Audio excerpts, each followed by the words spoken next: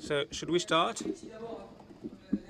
Good afternoon. Thank you for being here. And I'd like to thank the Cercle des Economies for organizing the rencontre. It's a feat. We can be very proud of the excellent panel of speakers and international cooperation being put to the test. It's a significant topic, and I think that international cooperation was rather positive for Europe. So international cooperation is being put to the test.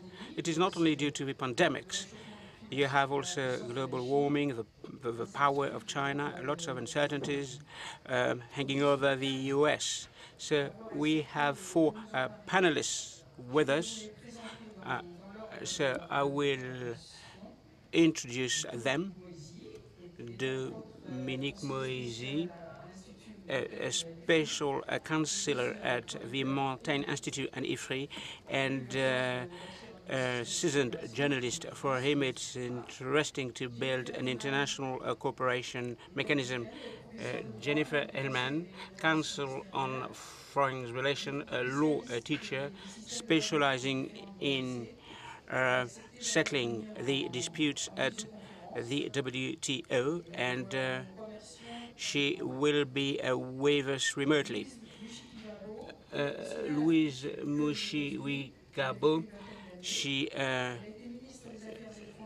lived in the US for 20 years. She was a minister in Rwanda. She's the General Secretary of the Francophonie, and she is well positioned to talk about international cooperation. Then Jean Viard, a sociologist, a very well-known sociology, a publisher, a writer, a research director at CNRS. He will be talking about the pandemics and the impact of the pandemics on the planet. He's worked quite a lot on space and social plans, and our life has changed altogether. So, and then the speakers will answer your questions. So we have our coordinator, our beacon, Pierre Doques, an economist, a member of the Cercle des Economistes. He will set the background of the discussion. Pierre, you've got the floor. So I will deliver a short introduction, says Pierre, and I will make sure that all the specialists have enough time to talk. They are specialists in multilateralism and international cooperation. It's a very simple theme. Yes, international cooperation is going through a crisis, and especially multilateralism. Bear witness different figures and indices.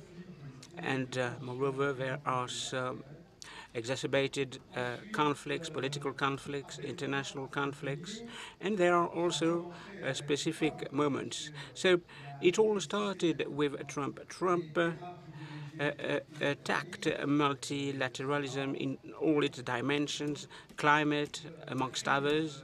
Moreover, the COVID crisis has highlighted that selfish attitudes prevail when it comes to disseminating the rare resources, masks, vaccines, ventilators, and this situation continues unabated, especially with the Delta variant. So states and nations are adopting inward-looking attitudes, and countries decided to adopt a closed attitude. Remember the epidemic of the past, of the plague, so they decided to close down their borders. And it goes counter to cooperative work. So there's a crisis, and it does show us that the world is fundamentally obese, i.e.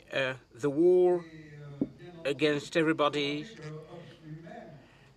can reemerge. And Hobbes said that war was not perpetual.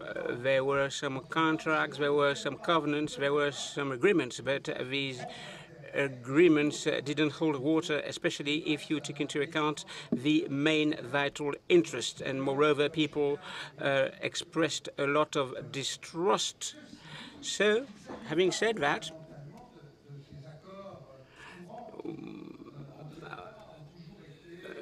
some states have signed some agreements, and the agreements were enforced temporarily. And then the personal interests of states emerged. Then you have multilateralism. It's a utopian pattern that is indispensable. It is quite concrete.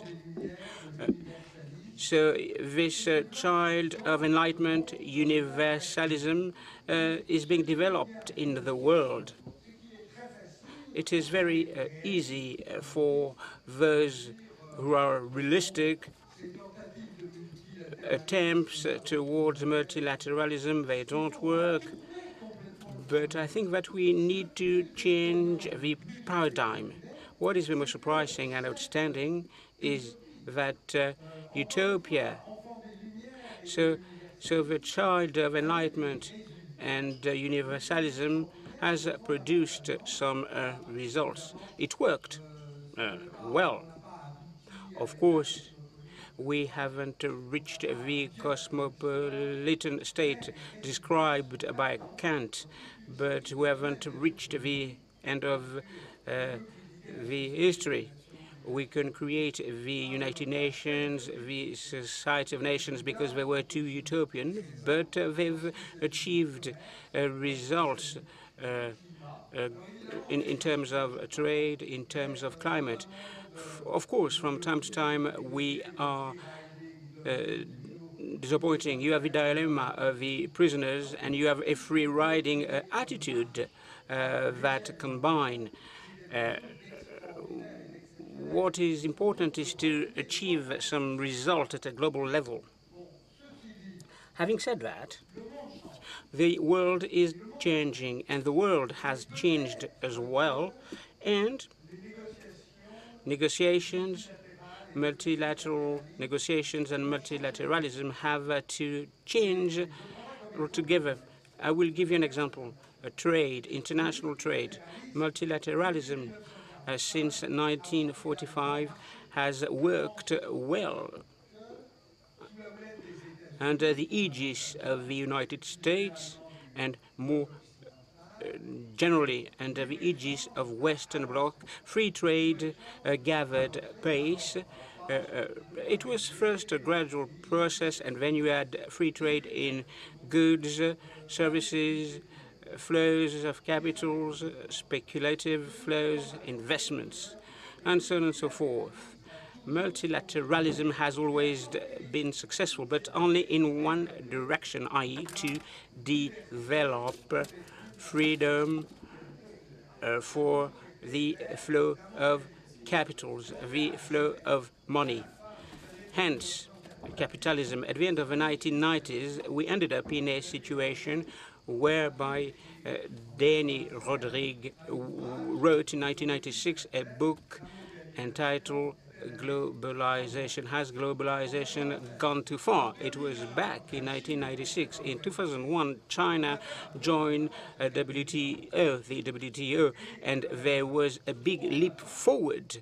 And if you consider this big leap forward, we went even far beyond what Rodrigue observed in 1996. So the question that is at stake, can't we use now multilateralism in a different way, i.e. to use multilateralism in order to be back to free trade, reasonable free trade, wise free trade, less globalization, return to less globalization. And bilateral agreements could be signed. And I will end on that note. It's very important. There's a danger lurking with any protectionist measure. Bear witness what happened in the 1930s. People try to take revenge, and most of the time we are heading for a closed world. And of course, we should avoid this world of retaliation, and we can achieve that through multilateralism. So we can have in mind another type of multilateralism for a reasonable globalization or wise globalization. Thank you, Pierre. And I think that Jennifer Hellman will give you an answer on that, because this is her favorite topic. Allow me to chip in and to follow up on what has been said by Pierre. And I would raise the question, are we on the eve of a big leap backward in terms of international cooperation and multilateralism? This is something that we can't rule out. All the more so as on health issues, there's a kind of truce. The war has yet to be won. The virus continues to spread. It mutates. The word truce means that we need to adopt a cautious stance. It's not a ceasefire. It's a truce, a kind of local truce in some countries around the planet. Today, there are two different types of agenda in international politics. The new agenda, combating global warming, for biodiversity and against pandemics. And there's another agenda, a kind of mainstream agenda that is back with a vengeance. Competition amongst superpowers, the new superpowers on the planet. There's a kind of fresh bipolar Cold War between the United States and China. And how can we reconcile those two kinds of agenda? If you consider the first agenda, it would be imperative to work together in a multilateral fashion. The second agenda means that cooperation is really thorny. Third point. This is like the musical chairs. The United States and China have reversed their roles recently. Up until a few years, China seemed to be the elder daughter of the United States. China was ready to act on many fronts, and China was eager to get international recognition. And China showed a lot of goodwill. When Donald Trump was elected, the US embarked upon a specific trip. Multilateralism was an illusion, a tragic illusion, an enemy, a major danger. America first means America alone. And with Joe Biden at the helm,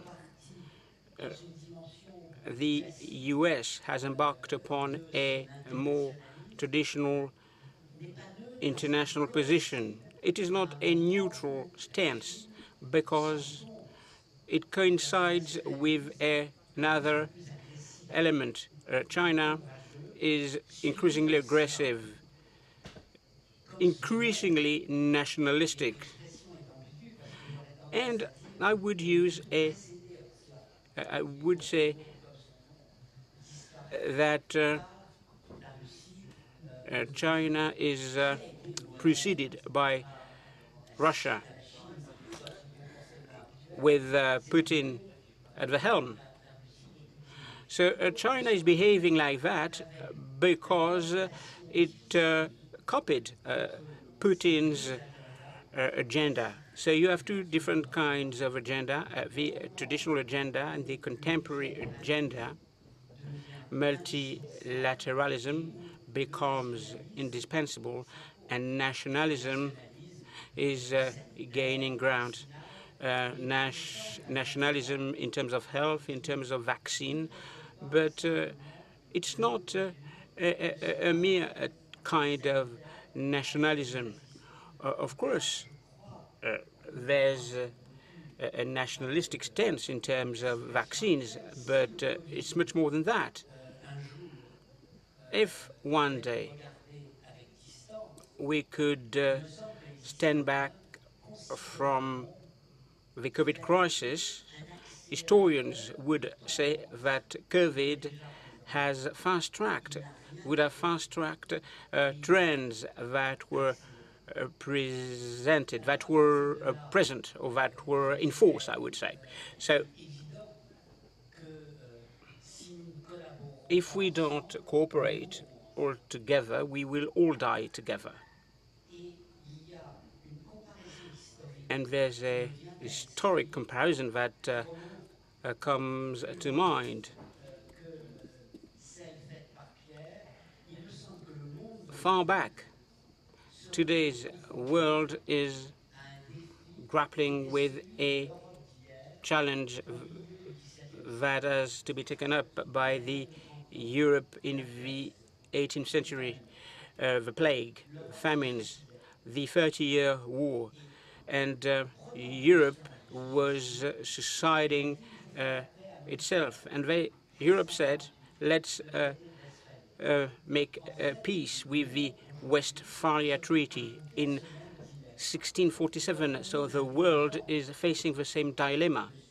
Will we be smart enough to survive like the ancestors of the 18th century? Are we on the eve of a big leap forward? Mrs. Hillman? Jennifer Hillman, can you hear us? Yes, yes, I can hear you. Thank you so much. It is really an honor and a pleasure to be here. I'm only very jealous that I am not with you in France, and very much regret that I need to speak in English. But I thank you for including me in this event.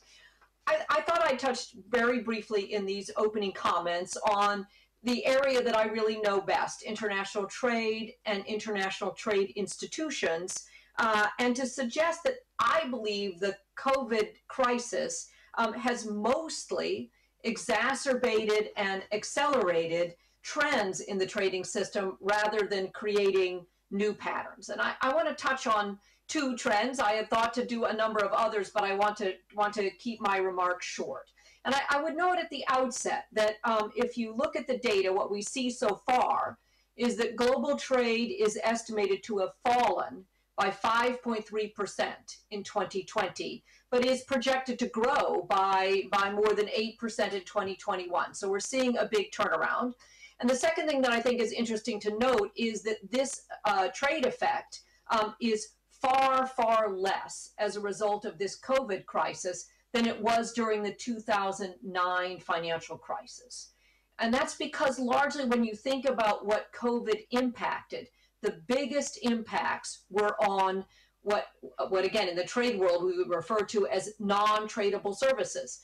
Again, the institutions that suffered the most were restaurants and bars and hotels and all kinds of service providers where no one was going out and using them. there was a much lesser impact on the trade in all kinds of goods themselves. So again, if I step back from it and look at what has COVID done to the trading system, to me, it has clearly exacerbated two trends that I want to comment on. First is the growth of regionalism and regional alliances. Even before the pandemic, trade was becoming more regional and less global. Part of that is the factors that caused companies to go global in the first place were changing. I mean, a big factor for many companies going abroad was access to lower cost labor. But as we've seen automation and artificial intelligence and the growth of 3D printing and a whole series of technologies, labor has become a smaller and smaller component of most traded goods, and therefore the need to go overseas and a long way away to trade in goods has become less. And you clearly see also this desire, and you see it really clearly during the pandemic, for consumers to say, I want to order something today, click on that button, and I want it delivered to my house within days or even hours of when I've made that click, that decision to buy. That again has pushed companies to become more local. And lastly, you clearly see the concerns that you saw during the pandemic with major congestion in all of the shipping lines. You know, long queues at every port in the world for companies to, for boats to be, for these major ships to be loaded and offloaded. So what you've seen is a huge development of three major trading hubs. Asia, North America, and Europe dominate the global trading system. Asia is the largest, churning out nearly half of all of the world's goods.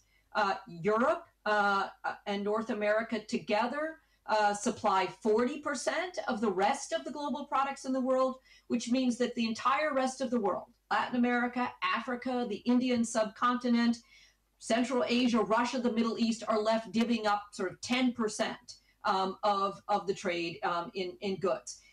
Not only do these three major hubs, Asia, Europe, and North America, make up the vast majority, but they do so independently of each other. Again, a strong concentration in regionalism. Over 2/3 of Europe's trade remains within the EU, as Europeans make things together and buy from one another. Asia's trade ties have really deepened in recent decades.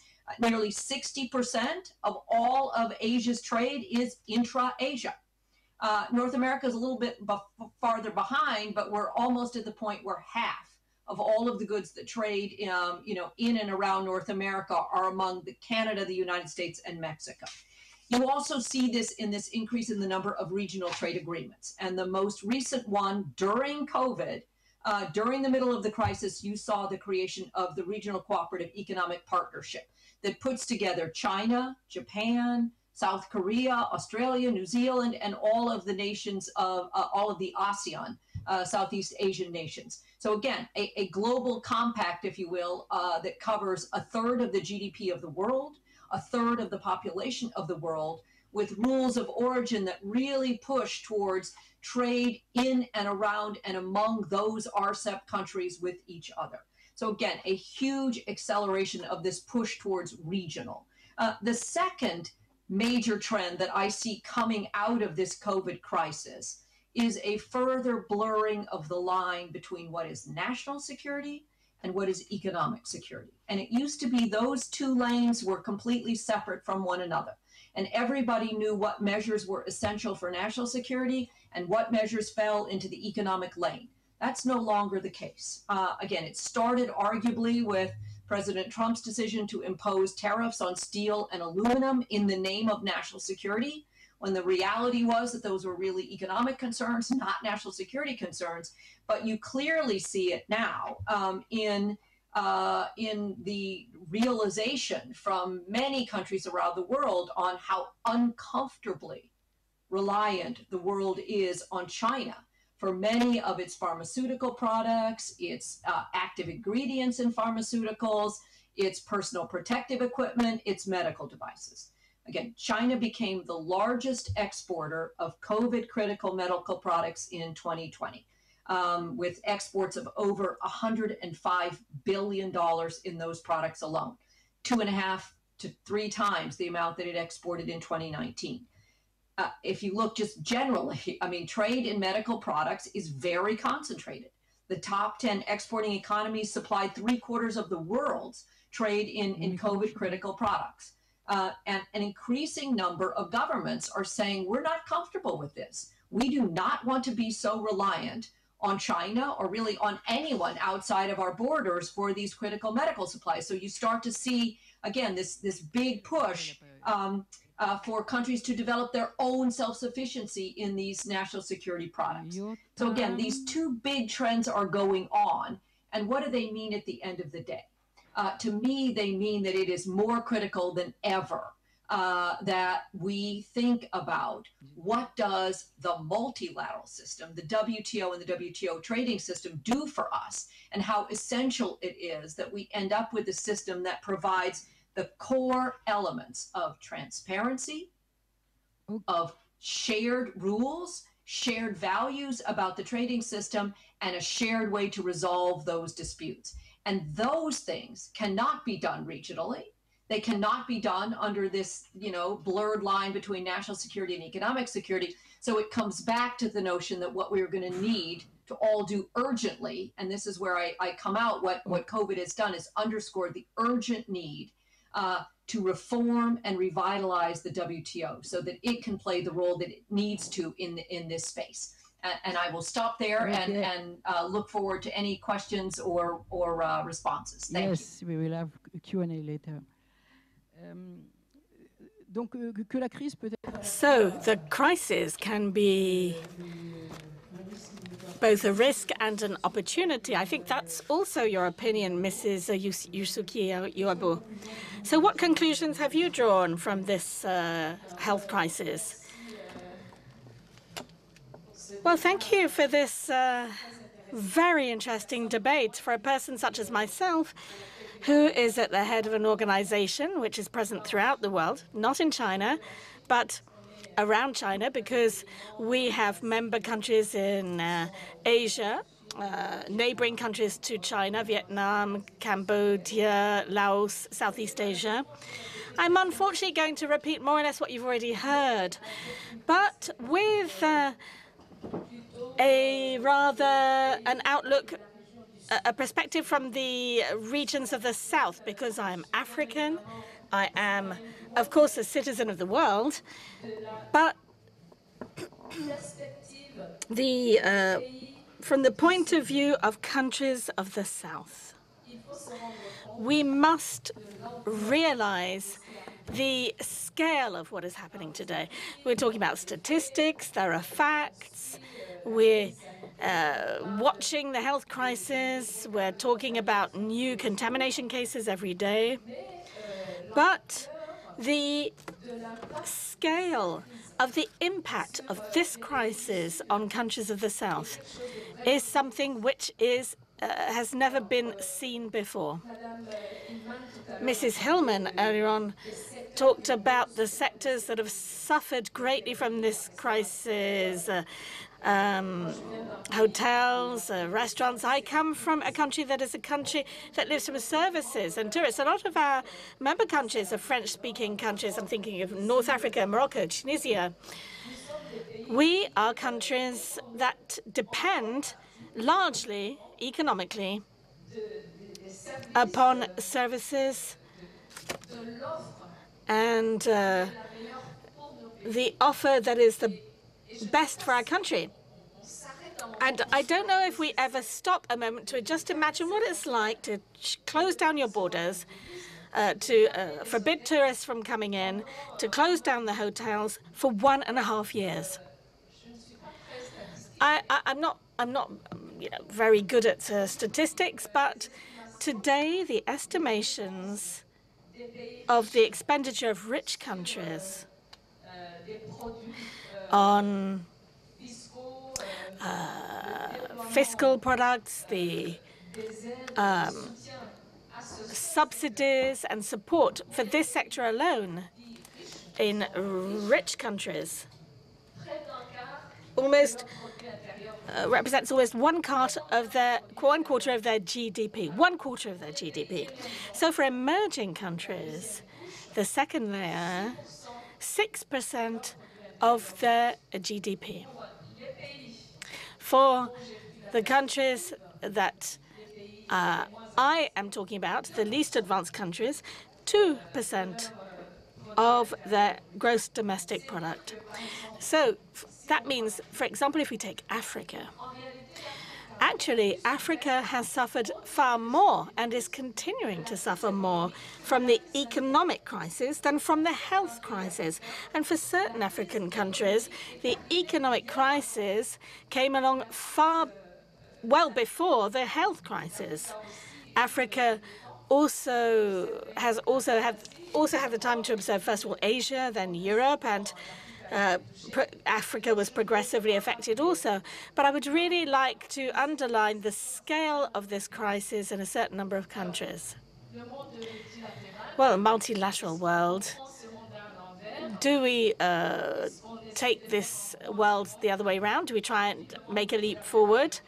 I've been living in the multilateral world for many years. I was the Minister of Foreign Affairs for 10 years. I'm at the head of a multilateral organization. What I am convinced of, is that we must absolutely do things differently when we exit this crisis. And of course, I'm weighing my words here because in a large part of the world, we're still very far away from seeing the end of this crisis.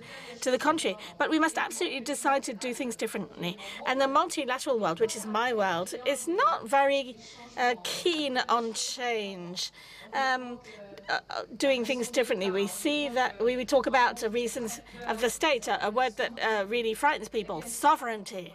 But we have to revisit all of this because we are obliged, and this is my third comment, to really rethink and rework world governance at two levels. Firstly, we must focus our action on the well-being of citizens. We can see this throughout the world. Civic defiance, fear, anxiety. We see this everywhere. It's omnipresent in the world. So in this multilateral world, be it from the point of view of trade, of health, of security, personally, I believe that we just have no choice. We must do things differently. We must rethink, innovate the way in which we work together, because this interdependence is real.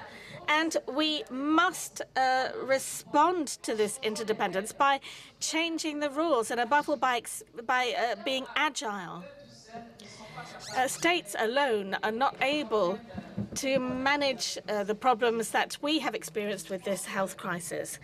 I think that the manufacturing of vaccines, I take the example of India, which is in a part of in Asia, the manufacturing of Johnson & Johnson vaccine in South Africa today with raw materials that come from Belgium and which are then exported to other areas of the world. Interdependence is inevitable. In terms of governance, we focus on citizens. We, the states, in our conferences, in our meetings, talk together, but I think that we will increasingly be obliged to pay attention to what citizens are saying to us. Secondly, different partners. And this is where I talk about agility. The states with the private sector, the business world, civil society, with philanthropists, youth associations, we are obliged to develop partnerships that are different. And this is with the objective to solve problems, not to create bodies, structures, initiatives, but to solve problems. So to close on this introductory part, the organizations such as the Organization for French-Speaking Countries, my organization, we are 88 states and governments throughout the world, 32 African countries, 19 member countries of the European Union, 6 or 7 countries from Pacific Asia, the Caribbean. We're everywhere in the world. Our role, increasingly, I believe, should be a role that of a catalyzer. We should be increasingly the creators of bridges between countries, between regions. We already do this. This is set down in our text, but not sufficiently. And I think that with this crisis, this has made us understood that an organization such as Francophonie, of course, French language is the cement. It's the language in which most of our countries work. First of all, in an absolutely inevitable context of linguistic plurality, because the French language today cohabits with a number of languages. We will be obliged to increasingly play the role of spokes people from one country to another, from one region to another. And I think that this is more or less what it will be like. I don't know if we're taking a leap backwards to the beginning of multilateralism. That was after the Second World War. But I see a world that must move increasingly towards an intelligent improvisation, agility, with a concern of answering the questions. Thank you. In any case, it's maybe not a leap backwards, but it's a long march. So I think that you will agree with what has just been said on the citizens. The title of your book is quite clear. The revolution that we were expecting is here. And you also say we've experienced a tragedy that has allowed us to grow. Jean Vial. Yes, I think that we're in the contingency, vaccines, no vaccines, disease. We've not yet become aware that we're living through an important time in history. When people shut themselves in their homes, wear masks, try to protect themselves. Why? To protect the older people, the fatter people, the sick people? Well, it's not to protect their children, which would seem obvious. It's not to protect their economic models. It's to protect humans, which are to some extent the least productive. And I think that this has never been the case on Earth, and I'm not sure that we will do it again. And I think that little by little, this is the idea that will come to the forefront. In the short term, we're experiencing what we're experiencing. In the 2 or 3 coming years, we will pull out of the crisis with bankruptcies, suicides, no doubt, to the different sides. And what will remain is this structure. I believe in this, and I believe that it is a creative tragedy, like most tragedies. Even if at the time being we've been so much protected and afraid, and we can see the last elections. We don't want to crawl out of this cocoon of protection, but we are in a rupture that will be the foundations of the 21st century. And we've realized that even in the most developed countries, we found ourselves like people in the Middle Ages, where people said, stay warm, I have nothing for you. And we thought that our civilizations were so powerful that we knew how to care for everybody and save everybody. But this opens us up to the idea of global warming. Man does not possess nature. And whether you're in a poor, rich, developed or not developed country, or you live in the country, we've all realized that man does not possess nature. So I think that it's essential to understand that, because it opens up to an entirely different era. But I think that it's difficult. When I say this, I know I look a bit ridiculous. I'm aware of that. I often say this in the media, and I say, well, we're living a breakthrough of humanity such as we've never experienced for a long time. And it's the first time that in 3 months, all people have sufficiently touched each other to have the same virus. And we knew it was the same virus. That had never happened before. So it means we're so close to each other. Even to the deepest depths of Africa, although there's a little bit less mobility, the virus was rampant. So we are united in the face of a new subject. Before, I used to select my waste, but the idea that it would help for global warming, I wanted to do it because I'm a civic citizen. But now we saw that people could change their cultural behavior, could change their habits, and could make harmonious choices, whatever their political system, because there are 2 regimes that have been effective: democracy and Chinese totalitarianism. And populists were awful. Why? Because populism, and since the elections, they've declined. What happened in France, what happened in the States, in Italy, of course, is along the same lines. So we are moving towards a new planetary common, which is the fight against global warming. Whereas for the past 200 years, what we had in common was progress. We used to argue about how to distribute work capital, colonies, metropolises, but we were in agreement in this process. And we no longer, all of a sudden, we no longer believed in progress. We said, is it really a progress? And now the new common is the fight against global warming. And the fact that mankind has refounded a common will allow us to create a new world. And with regard to what you were saying, including because you realize that at the moment we cannot save each other without the others. And there's no point in involving all of the Europeans and letting the Africans die. It's not possible. Not only morally speaking, but beyond the moral aspect, it's not effective. So that's what I wanted to see, is that this is a major turning point. And an additional point, which is very important, is that before, to go and see each other, we used to use war. Before the war, it was not the case. People didn't have cars. And now we spend money.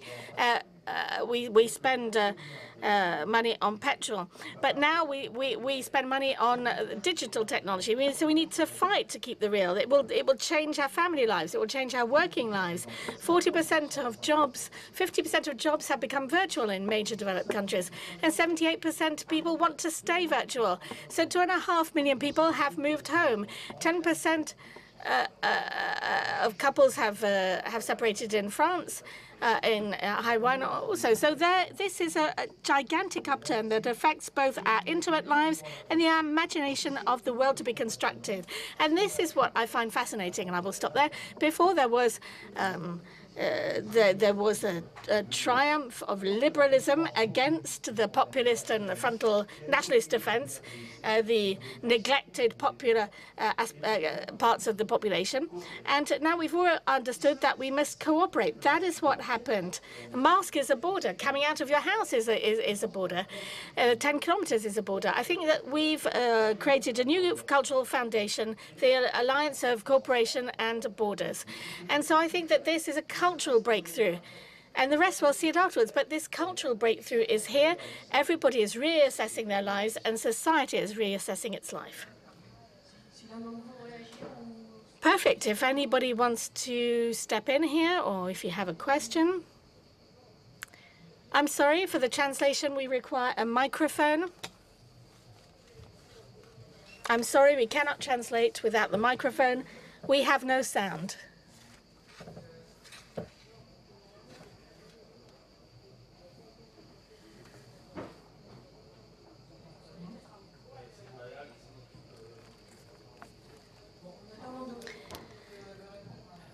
Meanwhile,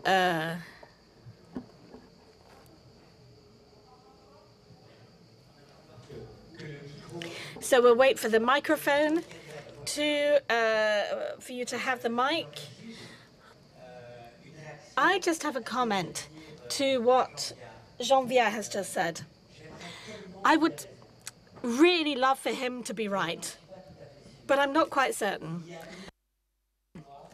Part of me says that he's talking like Corneille, not like Racine, meaning the world as it should be, not the world as it is.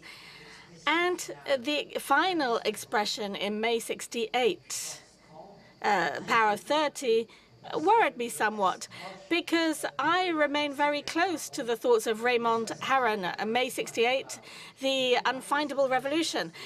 And compared to what has just happened with May 68, is that not dangerous? Are we not heading in the direction of everyone who thinks that maybe the world will come back to its natural sins? And there are reasons to fear this evolution.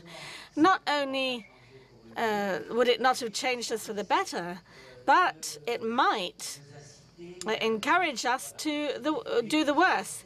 But I would so love for John to be right. May I add just a word?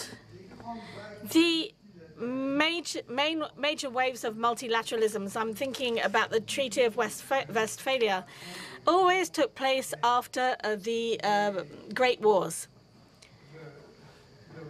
And the risk is that that the world has become accustomed to an absence not of war, but of world wars, such as the one that we inevitably think of, the Second, the First, or the wars that came before. And it is the vanquishers who imposed multilateralism, and generally speaking, a multilateralism that was oriented by imperialism. And we must think about this for what comes after. It's a little less optimistic than what Jean was saying.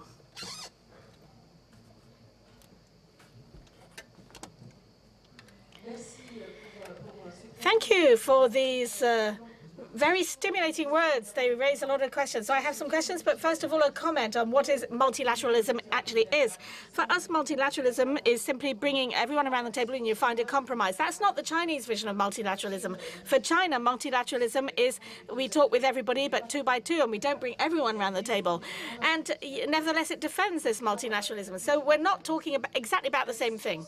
My question is to know, how do you believe we should reform international institutions, in particular Bretton Woods institutions that are based on a contract that was drawn up in a context which is no longer the contracts that we live in today? And we talked about Francophonie, we talked about the WTO. If today we want to include and allow all citizens and countries, emerging countries, the poorer countries, to participate. The emerging countries are not very well presented in the United Nations. How do you think that we should reform the institutions in order to achieve this?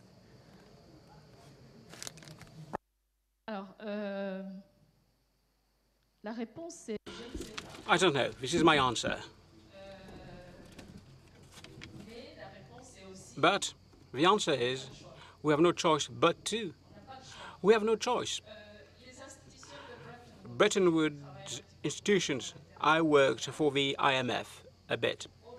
So today, I'm happy to see that the IMF has been responsive, very reactive, responsive.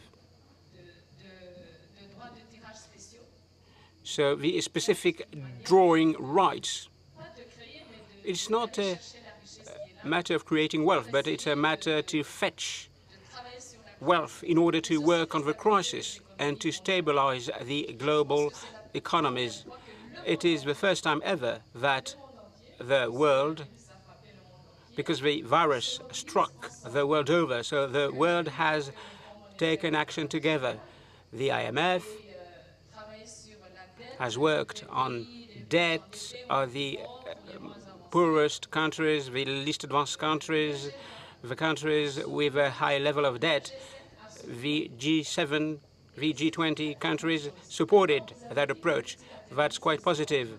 You've said that multilateralism is when all countries are around the same table to find solutions. Unfortunately, that's not the case. Multilateralism today means that states are around the table and they try to forge solutions, even though the solutions to the problems of today are beyond the capabilities of the states. It's not simply a matter of capabilities, it's a matter of being inclusive.